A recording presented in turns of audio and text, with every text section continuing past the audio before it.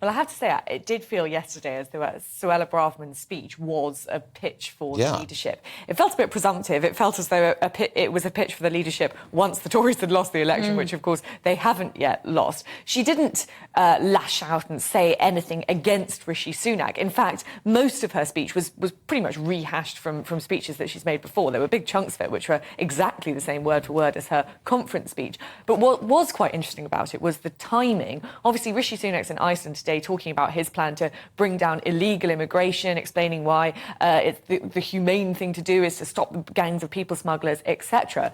And Suella Braverman stood up yesterday and said, well, yes, that's all very well, but the bigger problem is legal migration. She's right. Well, yes, I think that there are plenty of voters who will think that she is right. Because 700, it's going to be 700,000. 700,000. Right into a million. When you remember that David Cameron, not so long ago, said that we needed to get migration into the tens of thousands, and a figure of 140,000 during the early 2010s, he said was proof that migration was out of control. Yeah. Well, we're now expecting it to go up from 504,000 last year, which was the record, to somewhere between 700,000 and a million. And what it seems to be is a mixture of low-paid workers coming here on skilled worker visas. Jeremy Hunt is very pro this because he wants lots of young migrants contributing to the economy. But at the moment, you can come here on a skilled worker visa if you're earning 26,000, 20% lower than the median wage.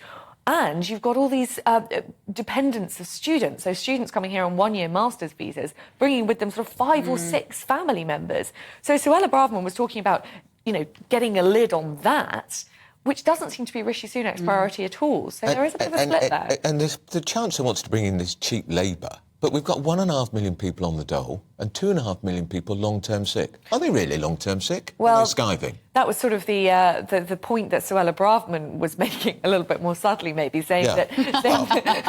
We're not paid to be subtle on GBNews, Olivia. He's not pitching to be PM. No, I'm not. Certainly not. We've got 5 million people, working-age people, out of work, long-term sickness, higher than it's ever been. The Spectator has been doing a fantastic data series charting this. And Suella Braverman was saying, well, we need to learn how to do things ourselves.